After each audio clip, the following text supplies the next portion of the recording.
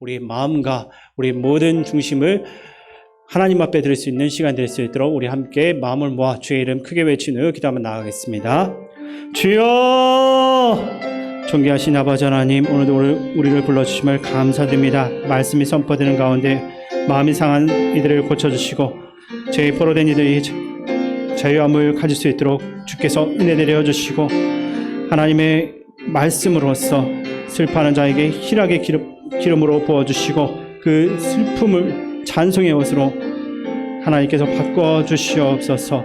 주님, 성령 충만함으로 이 시간 하나님 앞에 나아가기 원합니다. 거룩한 제사로서 주님께 드려지게 하시고 말씀을 통해 우리가 성령께서 우리를 통하여서 일하고자 하는 것들이 이 시간 나타날 수 있도록 도와주시옵소서.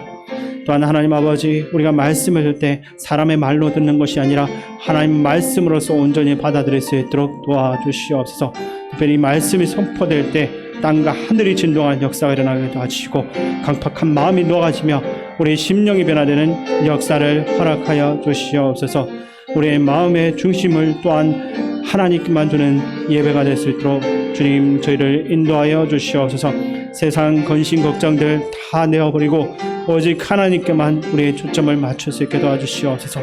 주께서 우리 가운데 함께 하시고 은혜 내려 주실 줄 믿습니다. 오직 주님만 바라보며 나아가게 도와주옵소서. 주님의 이름으로 기도드립니다. 아멘. 사랑과 은혜가 충만하신 하나님 아버지, 거룩한 주일 건강한 몸과 마음으로 하나님 전에 나와 기도하게 하시니 감사를 드립니다. 혹여 지나간 시간 속에서 미련함과 욕심에 사로잡혀 있었던 어리석은 시간들은 아니었는가를 생각하며 용서를 구합니다. 하나님, 한 해의 결실을 거두어드릴 이 계절에 우리들은 어떤 것을 어떻게 만들고 재창출하였는가를 생각해 봅니다. 우리의 몫을 우리에게 주신 대로 아름답게 쓰임받을 수 있게 살아가고 있는 것인지 제 자신에게 되물어 봅니다. 하나님 보시기에 잘했다 칭찬받을 수 있는 이 가을거지가 되었으면 참 좋겠습니다. 항상 기뻐하라, 쉬지 말고 기도하라, 범사에 감사하라는 말씀에 합당한 삶을 살아갈 수 있는 긍정적인 마음이기를 소망합니다. 오늘은 주님의 몸된 교회가 창립 61년이 되는 생일날입니다. 하나님 참 감사합니다. 우리 의정부 시민교회가 어린 새싹들로부터 연로하신 권사님과 장로님들까지 모두 함께하는 따뜻한 교회이기를 원합니다. 서로 나누고 베풀며 어려운 교우를 위해 중보할 수 있는 저희들이기를 바랍니다.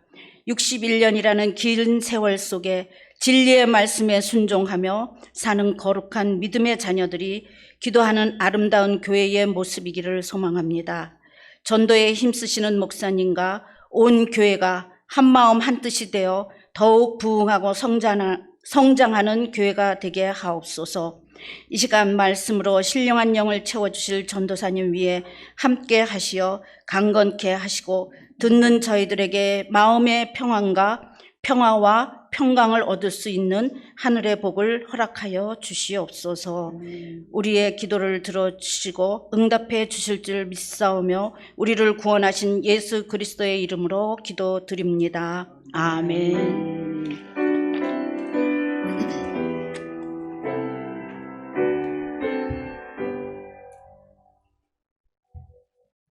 네, 오늘 우리에게 주시는 말씀은 학개서 1장 1절에서 11절 말씀입니다. 구약 성경 1310쪽입니다. 학개서는 구약 성경 끝부분에 위치해 있습니다. 찾으신 줄 알고 교독하겠습니다. 다리오 왕 제2년 여섯째 달 곧 그 달 초하루에 여호와의 말씀이 선지자 학개로 말미암아 스알데일의 아들 유다 총독 스룹바벨과 여호사닥의 아들 대제사장 여호수아에게 임하니라. 이르시되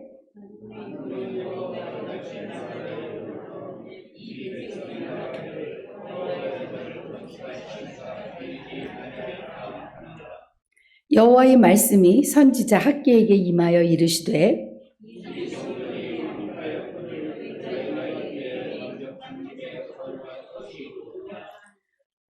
그러므로 이제 만군의 여호와가 이같이 말하노니 너희는 너희의 행위를 살필지니라.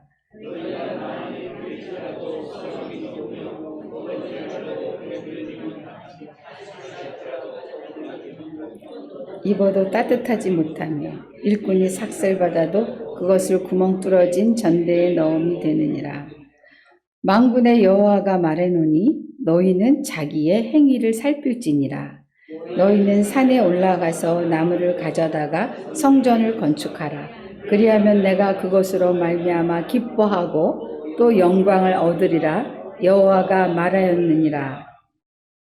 너희가 많은 것을 바랐으나 도리어 적었고 너희가 그것을 집으로 가져갔으나 내가 불어버렸느니라. 나 만군의 여호와가 말하노라. 이것이 무슨 까닭이냐. 내 집은 황폐하였으되 너희는 각각 자기의 집을 짓기 위하여 빨랐음이라. 그러므로 너희로 말미암아 하늘은 이슬을 그쳤고 땅은 산물을 그쳤으며 같이 읽습니다. 내가 이 땅과 산과 곡물과 새 포도주와 기름과 땅의 모든 소산과 사람과 가축과 손으로 수고하는 모든 일에 한재를 들게 하였느니라. 아멘. 이스라엘의 역사는 솔로몬 왕 이후에 북이스라엘과 남유다로 나뉘어집니다. 혈통의 계승은 남유다로 이렇게 이어지는데 북이스라엘이 먼저 북방의 큰 나라인 아수르에 의해 멸망을 당합니다. 그리고 나서 남유다가 이 남쪽의 큰 세력인 바벨론에 의해 멸망을 당하죠. 자, 바벨론에 의해 멸망을 당한 이 이스라엘 백성, 유다 백성들은 바벨론으로 끌려가 70년간 포로 생활을 하게 됩니다. 바벨론이란 나라는 인구 동화 정책을 쓰는 거죠. 그래서 이스라엘 민족과 바벨론 민족과 이렇게 하나가 될 수 있게 하기 위해서 포로로 끌고 갑니다. 그리고 또 포로로 끌고 가서 자기네의 필요를 충족하려 하는 거겠죠. 어쨌든 오늘 본문 이 학개의 말씀은 포로로 70년을 살다가 이제 포로로 살다가 고국으로 돌아가서 17년이 지났습니다. 그 17년이 지났을 때 하나님께서 학개 선지자를 통하여서 이스라엘 백성에게 직접 하신 말씀이 기록된 것입니다. 뭐라고 말씀하시는 거냐면 스룹바벨아 여호수아야 이 백성이 17년이 지났는데 성전은 건축할 시기가 아직 되지 않았다고 늦장을 부리면서 각자 자기의 집을 짓는 것에 빠르구나. 예, 이렇게 말씀하시는 겁니다. 하나님은 성전이 빨리빨리 재건되기를 이제나 저제나 기다리고 계신데 유다 백성은 시기가 이르지 않았다는 핑계를 대면서 자신들은 지붕이 화려한 멋진 집에 살고 있는 것입니다. 자, 이런 백성들에게 하나님은 거듭 뭐라고 말씀하시냐면 너희 행위를 살펴보라고 말씀하십니다. 오늘 읽은 말씀 중에서 너희 행위를 살펴보라는 말씀이 2번이 나옵니다. 하나님은 계속적으로 너희 행위를 살펴보라고 강조하시는 것입니다.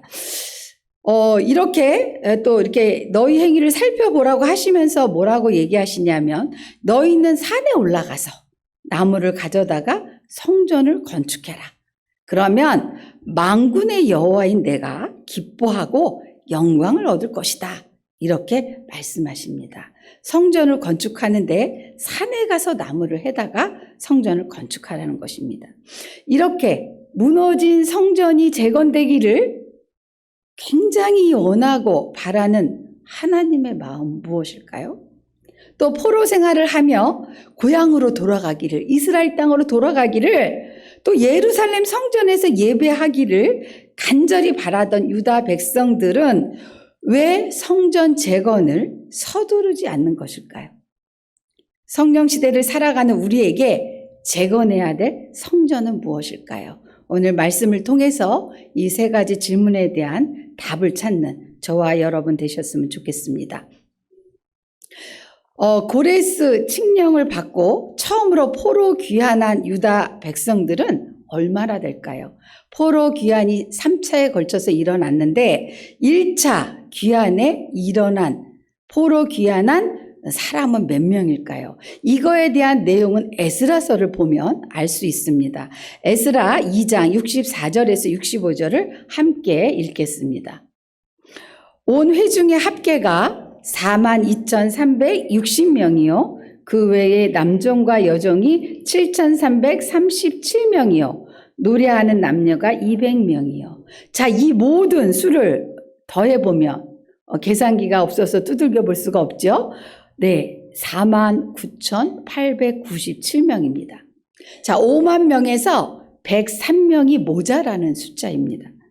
그러면 보통 5만 명이 돌아왔다 이렇게 하는 것이 일반적인데 이 에스라는 굳이 돌아온 사람들의 수를 지파별로 나열을 하면서 49,897명이 돌아왔다고 밝히는 이유는 뭘까요? 여러분들 에스라서를 읽어보면 무슨 지파는 몇 명이요, 무슨 지파는 몇 명이요, 계속 한 장이 굉장히 깁니다. 이렇게 나열을 해놓고 그것을 다 더해보니까 49,897명이라는 거죠. 왜 그랬을까요? 그냥 5만 명쯤 돌아왔다. 이렇게 하면 그냥 한 줄에 간단히 될 것을 왜 이렇게 거창하게 기록했는가 하냐는 거죠. 진짜 돌아왔다는 거예요. 대강이 아니라 진짜 돌아왔다는 겁니다. 이건 진짜 벌어진 사건이다. 이거는 역사적인 사건이다. 꾸민 것이 아니다. 그런 거죠. 그러니까 이스라엘 백성이 포로에서 이스라엘 땅으로 돌아올 수 있다라는 게 기적과 같은 얘기인 거예요. 하지만 이루어졌다 이겁니다. 하나님이 선지자들을 통해서 너희가 포로로 잡혀가겠지만 돌아올 거다. 내가 너희와 함께 할 거다. 내가 너희를 지켜줄 거다. 라는 이 하나님의 약속이 진짜로 이루어졌다고 하는 그 감동과 감격으로 하나하나를 일일이 다 센 거예요. 사람의 수를. 여러분들 예언서를 읽어보면 계속적으로 얘기하죠. 바벨론에게 맞서지 말고 제발 바벨론 말대로 따라가라. 여러분들 읽어보셔서 아실 것입니다. 그것이 이루어졌다는 거예요. 그래서 그 감격을 가지고 일일이 사람의 수를 나열했다는 거죠. 여러분 이 정도로 감격했다면, 이렇게 감격해서 돌아왔다면 돌아와서 가장 먼저 뭘 해야 할까요? 고레스가 보내면서 성전을 재건하라 그랬어요. 그러면 성전을 건축해야지요. 그런데 인간의 감동과 감격은 그리 오래 가지 않는 거죠. 돌아와서 보니까 기본적인 그 생존의 문제들. 그쵸? 내가 70년을 떠났었는데 아니면 내가 살던 그 집터가 그대로 있겠어요? 집도 좀 수리를 해야 되겠고 먹고 살 것도 다시 그곳에서 터를 잡아야 되잖아요. 이렇게 생존의 문제들이 이것저것 너무 많은 거예요. 그래도 마음을 다잡고 이제 귀환한 지 2년 만에 성전 공사를 시작합니다. 그래서 어느 정도 대강이라도 제단을 만들었어요. 그래서 예배를 드렸습니다.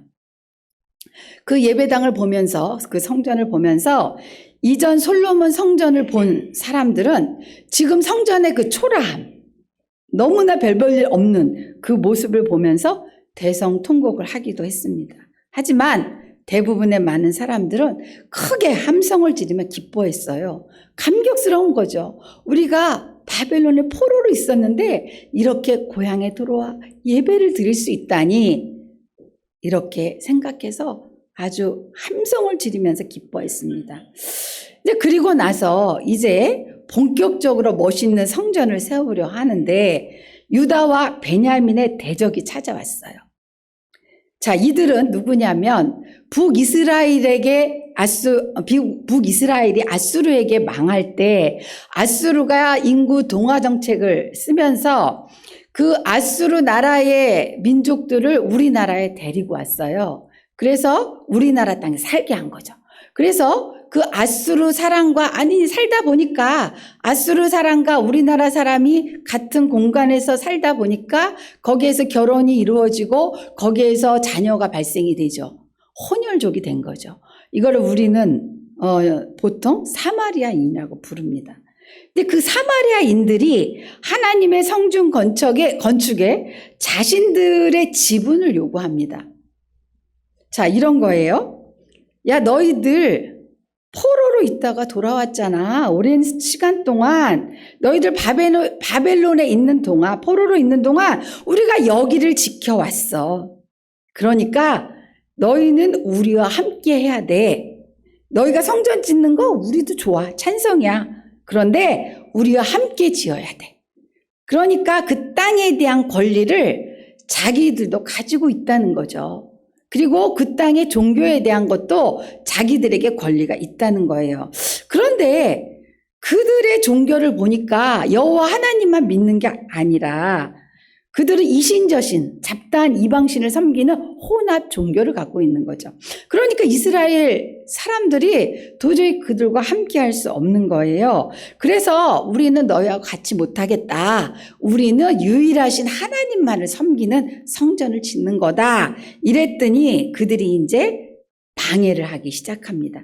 뭐라고 방해를 하냐면 아주 교모하게 정치적으로 방해를 시작을 하는데 다리오 왕, 그 당시에 다리오 왕이었는데 그 다리오 왕의 편지를 쓰는 거예요. 왕이시여, 왕이시여. 저들이 자기 성전을 건축한다는 것은 반역입니다. 자기 성전을 세우는 건 페르시아를 반대하는 겁니다. 그러면서 계속적으로 그들을 성전 짓지 못하도록 자기들의 생각을 다리오 왕에게 뭐라 그러죠? 세뇌시키는 거죠. 그러니까 지으려면 방해를 하고 그래서 뭔가 해결을 해서 또 지으려면 또 방해를 합니다.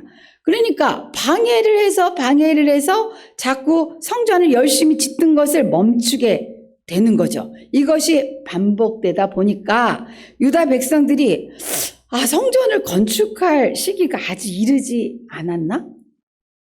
이런 반응을 하게 되는 거예요. 70년 만에 돌아온 땅에서 새롭게 내 삶의 터전을 만들기도 힘들지만 어떻게든 성전을 지으려고 하는데 이렇게 계속되는 방해가 있으니까 하나님이 지금은 때가 아니라는 것 같다. 이렇게 합리화시키는 거예요. 우리가 뭘 하다가 뭐가 막히면 이거 하나님 뜻 아닌 거 아니야? 내가 잘못한 거 아니야? 잘못 생각한 거 아니야? 이런 생각이 들 때가 있죠. 이스라엘 백성들도 그랬던 거죠. 그러면서 그 책임을 은근히 하나님께 전가시키는 거예요. 자, 이스라엘 백성이 성전을 잃어버린 것은 바벨론에게 나라를 빼앗겼기 때문이죠. 그 당시 바벨론은 어떤 나라였냐면 도저히 상대할 수 없는 어마어마한 힘을 가진 나라였어요. 유다가 무슨 수를 써도, 그러니까 막말로 죽었다 깨나도 감당할 수 없는 불가항력인 적이었어요. 불가항력적인 힘을 갖고 있는 그런 나라였다는 거죠. 그래서 예레미야를 비롯한 예언자들이 외친 것입니다. 바벨론과 맞서 싸우지 말고 순종해라. 바벨론으로 잡혀가서 그냥 포로로 살아라. 그러면 하나님이 다시 돌아오게 하실 거야. 이렇게 예언했다는 거죠. 차라리 그렇게 하는 것이 그들의 신앙과 그들의 나라를 보존할 수 있는 유일한 길이었던 것입니다. 예언자들의 말대로 포로로 끌려간 지 70년 동안 성전은 없었지만 하나님이 그들과 함께 하셨어요. 그래서 그들이 변함없는 신앙을 유지하면서 하나님과 깊은 관계를 가졌다는 거죠. 그래서 우리 성경을 보면 그발 강가에서 에스겔이, 그렇죠? 그리고 또 왕국에서는 다니엘과 세 친구들이 어마어마한 핍박 속에서도 믿음을 지켰습니다. 포로로 살면서도 믿음을 잃지 않고 끝까지 하나님과 교제하며 지났던 말입니다. 70년을 한결같이 지내다가 이제 고국으로 돌아왔습니다. 그러면 이제 바벨론이라는 그 어마무시한 불가항력적인 그 적은 해결이 된 거죠. 해결이 됐잖아요. 돌아왔잖아요. 그러면 바벨론은 이제 문제가 안 되는 거죠. 그런데 그들이 지금 어디서 무너진 건가요? 어디서 무너져서 지금 성전 짓는 것을 멈추고 지금 때가 아니야, 시기가 아니야 이렇게 얘기하고 있는 거냐는 거죠. 사마리아인들의 방해죠. 사마리아인들이 방해하는 것, 그게 어떻게 보면 바벨론과 같은 큰 문제는 아니죠. 그렇죠? 어떤 바벨론 어마어마한 불과 학력의 적과는 비교할 수도 없는 아주 작은 돌멩이인 거예요. 작은 문제인 거죠. 그 사마리아 사람들의 방해라고 하는 이 작은 문제 때문에 성전 재건을 멈추고 있습니다. 아직 때가 아니라고 변명하고 있는 거예요. 하나님 성전 좀 지으려고 하는데, 내가 하나님 높이려고 하는데 별거 아닌 가짜는 혼혈 족속이 감히 택함 받은 선민이 이스라엘 민족이 가는 길을 방해하는 겁니다. 그것도 정치적인 방법을 동원해서 치사한 방법으로 방해를 하니까 상대하기 싫은 거죠. 차라리 큰 군대가 쳐들어와서 니들 성전 짓지 마. 성전 지으면 죽일 거야. 이렇게 압력을 가하면 모르겠는데 가짜는 사마리아 사람들이 깨작깨작 거리니까 못 견디는 거예요. 자존심이 상하는 겁니다. 자, 유대인들은 선민 사상을 갖고 있죠. 자신들은 유일하게 하나님께 선택받은 그런 위대한 민족이라는 그 선민 사상에 쩔어 있어요. 아주 우월감이 높지요. 자존감이 높은 민족입니다. 근데 여러분 신앙에 있어서 다른 건 모르겠어요. 신앙에 있어서 유대 민족 못지않게 자존심이 센 민족이 어떤 민족일까요? 네, 백이민족. 우리나라 아닌가요? 조선 사람 아닌가요? 일제강점기를 한번 생각해 보세요. 창과 칼 앞에서 신사참배 앞에 항거하는 그런 우리 항거하다가 순교한 우리 조상들은 신앙의 절개를 지켰어요. 어떤 것에도 신앙을 잃지 않았다는 거예요. 우리는 자존감이 있잖아요. 우리는 어떤 민족이에요? 깨끗한 민족이에요. 순수한 민족이에요. 뿌리가 있는 민족이라는 거죠. 그걸 가지고 일본 앞에 무릎 꿇지 않았어요. 그러면 여러분 크게 봐서 기독교의 역사를 보면 예수 믿으면 죽인다는 그 협박과 박해가 있던 시대에는 성도들의 신앙이 더 뜨거웠어요. 그렇다면 우리의 신앙이 어디서 무너지나요? 어디서 식나요? 왜 우리가 시험에 들지요, 여러분? 교회 다니다 보면 시험 드는 사람이 굉장히 많아요. 저 이래서 시험 들어요. 저 이래서 교회 못 나가겠어요. 저 이래서 뭐에 봉사하던 거 못 하겠어요. 다 접을래요. 이렇게 얘기하는 사람이 이제 연말 되니까 속속들이 드러나죠. 많이 나와요. 왜 우리가 시험 들고, 왜 우리가 교회에 안 나오고, 왜 우리가 신앙의 열심을 내지 못하지요? 왜 우리가 하나님 앞에 그 복음 앞에 우리의 인생을 걸지 못하는 거죠? 작은 돌멩이 때문에 그래요, 여러분. 바벨론이라는 큰 산 때문에 그러는 게 아니에요. 바벨론이라는 큰 산이 있잖아요. 내 삶에 어려운 문제가 있잖아요. 더 강한 믿음의 용사가 돼요. 하나님 앞에 팍 엎드리죠. 납작 엎드린다는 표현이 좀 저속하긴 하지만 납작 엎드리게 돼요. 그런데 다 평화로워요. 다 해결됐어요. 바벨론 해결됐어요. 사마리아인의 방해라는 그 작은 돌멩이가 내 마음속에서 달그락달그락 거리는 거예요. 하나님의 일을 함에 있어서 큰 문제 때문에 실패하고 넘어지는 것이 아니라 결국 지속적으로 우리 마음에 신경 쓰이는 이 감정의 문제 때문에 우리는 신앙을 포기하고 하나님의 위대한 일에 도전하지 못하고 있지는 않냐는 거예요. 오늘 학교에서 말씀을 이렇게 가볍게 읽으면 성전 짓기를 독려하는 책처럼 보여요. 아유, 우리 교회 성전 뭐 새로 리모델링해서 멋있고 좋은데 무슨 성전을 또 재건하라는 거야?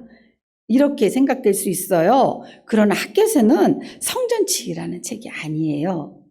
야, 니들 지붕이 있는 고급집에 살면서 말이지 하나님의 전을 왜 안 짓는 거야? 아, 빨리 지으라니까? 이렇게 하는 것이 아니에요. 이런 말이 아니에요. 성전 지을 마음으로 그 포로 생활하면서도 그들은 돈을 모았고 그 돈을 가지고 간절하게 성전 짓고자 해서 헌금을 했어요. 그리고 고레스가 그 바벨론이 이스라엘을 멸망시키고 나서 이스라엘 궁전에 있던 고급 그릇들을 다 가져갔잖아요. 그래서 그 그릇에다 술을 부어서 먹고 난리를 쳤잖아요. 벨사살 왕이. 그 그릇들을 다시 돌려줬어요. 이스라엘 백성을 포로 귀환시키면서 그 모든 것을 돌려줬어요. 왜? 고레스 왕이 왜 그랬을까요? 그것들을 갖다가 다 쓰고 하니까 그런 나라들이 망하더라는 거죠. 바벨론이 망하지 않는 나라라고 생각했어요. 누구도 그 나라를 점령할 수 없다고 생각했어요. 하지만 페르시아란 나라가 바벨론을 눌렀잖아요. 그러니까 페르시아의 왕인 고레스는 안 거예요. 이들이 하나님의 백성을 그렇게 했기 때문에 그래서 고레스가 보낸 거예요. 그래서 그들에게는 돈이 있었어요. 그래서 헌금했어요. 건축 헌금했어요. 열심도 있어요. 그리고 그 마음속에 하나님 사랑하는 마음도 충분해요. 근데 왜 멈추고 있냐는 거죠. 왜 지금 시기가 아니라고 말하고 있냐는 거예요. 결국 뭐죠? 기분 나쁘다는 거예요. 내 마음이 내키지 않는다는 그 작은 돌멩이 때문에 그들은 지금 하나님의 위대한 일을 하지 못하고 있는 거예요. 하나님의 일은 내가 갖고 있는 직업, 이것도 하나님의 일이에요. 여러분 착각하시는데 교회 일만 하나님의 일이 아니에요. 내가 식당을 한다. 내가 정직하게 맛있게 아주 건강한 음식을 만들어서 손님들에게 판매하는 거 하나님의 일이에요. 그런데 우리가 교회 일에서 하는 하나님의 일은 순수한 하나님의 일이죠. 자, 이렇게 순수한 하나님의 위대한 일을 왜 하지 못하는 거냐는 거예요. 하지 않고 있냐는 거죠. 그때 만군의 여호와가 주신 말씀이 1장 7절입니다. 제가 읽을게요. 만군의 여호와가 말하노라. 너희는 자기 행위를 살필지니라. 처음 자기 행위를 살필지니가 등장을 합니다. 살필지니라. 아멘. 즉 사마리아 사람 핑계 대지 말고 너희 자신의 행위를 살피라는 것입니다. 하나님이 너희를 70년 바벨론 포로에서 돌아오게 하셨는데 그 만군의 하나님을 너희가 어떻게 섬기고 있느냐는 거예요. 그분이 너희를 구원하셨는데 너희는 어떻게 그 구원에 대해서 응답하느냐는 거죠. 너희 행위를 살피라는 거예요. 자꾸 핑계대지 말고 남 탓하지 마. 제발 남 탓 좀 하지 말고 누구 때문에 누가 나를 알아주지 않아서 누가 나를 험담해서 누가 나한테 이런저런 소리를 해서 못하겠어요? 안 하겠어요? 이게 아니라 어떤 사실에 내 마음이 어떻게 반응하고 어떻게 행동했는지를 살피라는 거예요. 내 마음속을 살피라는 거예요. 내 마음이 성전이잖아요. 내가 뭐 때문에 내 감정이 꿈틀꿈틀 거렸냐는 거예요. 그 감정의 작은 돌멩이가 언제 들어왔냐는 거예요. 내 마음속에. 그거를 찾으셔야 돼요. 그래야 해답이 나옵니다. 모든 것은 본인이 반응한 데서 시작된다는 거예요. 여러분 신앙의 행위는 어떻게 해야 합니까? 우리의 반응을 다스리면서 하는 거예요. 여러분 누가 뭐라 해도요. 사실 그게 우리 신앙에 크게 상관이 없어요. 신앙생활은 우리가 하나님 말씀대로 하나님 정의대로 하나님 공의대로 뜨겁게 사랑하면서 하는 게 신앙생활이지 않나요? 결국 뜨거운 사랑은 모든 걸 녹여요. 오해도 넘고요. 오해도 녹이죠. 모함도 넘고요. 너는 모함해라. 하나님 아시는데. 나의 결백함을 하나님 아시는데. 내가 하나님 보고 했지 너 보고 한 거 아닌데. 넘어가요. 모함도 넘어가요. 넘어가면 또 길이 생겨요. 진실하게 하나님 말씀대로 뜨겁게 사랑하면 다 뛰어넘을 수 있습니다. 그런데 우리가 못하겠다, 안 하겠다라고 하는 이유는 결국 사랑이 식어서죠. 사랑이 식어서이지 않을까요? 사랑이 식으면 어떤 현상이 일어나냐면 모든 것이 다 이유가 돼요. 아무것도 아닌 게 꼬투리가 돼요. 그 꼬투리가 내 안으로 들어오죠. 그래서 돌멩이로 굳어지는 거예요. 사랑하지 않으면 모든 게 다 하지 않을 명분이 됩니다. 하나님 사랑하지 않는데 내가 뭐하러 힘들게 내 집안일도 많은데 내가 아침부터 나와서 일하겠어요. 내가 뭐하러 집에 설거지도 많은데 교회에 와서 열심히 설거지 하겠어요. 그렇잖아요. 하나님 사랑하니까 할 수 있는 거죠.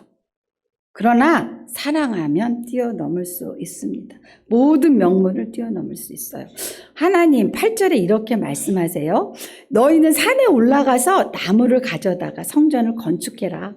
그러면 내가 그것으로 말미암아 기뻐하고 또 영광을 얻으리라. 여호와가 말하였느니라. 아멘. 하나님 말씀대로 성전을 건축하는 거 너무 쉽다는 거예요. 솔로몬 성전처럼 레바논의 백향목 갖다 성전을 지으라는 것도 아니고 대단한 대리석을 붙이라는 것도 아니에요. 산에 올라가서 나무 가져다가 그걸로 지으라는 거예요. 나는 화려한 것도 대단한 것도 원치 않고 그냥 너희들이 할 수 있는 거, 산에 가서 나무에다가 그걸로 짓는 성전, 그거면 충분해. 너무 쉽지 않니? 그런데 너희는 이걸 왜 미루고 있는 거야? 이렇게 말씀하시는 거예요. 여러분, 하나님의 성전을 지으라는 명령은 너희 것 다 포기하고 나의 것만 지으라는 게 아니에요. 너희가 먹고 마시는 거 다 포기하고 먹지 말고 나만 위해서 헌금해라, 나만 위해서 일해라, 그런 하나님이 아니세요. 너무 쉬운 일을, 마땅히 해야 될 일을, 성전 짓는 일 그냥 나무 네가 보통 나무 해서 가져오는 거, 땔감으로 쓸 나무보다 좀 좋은 나무 선택해서 갈고 닦아서 성전 져라, 그 말씀을 하시는 거예요.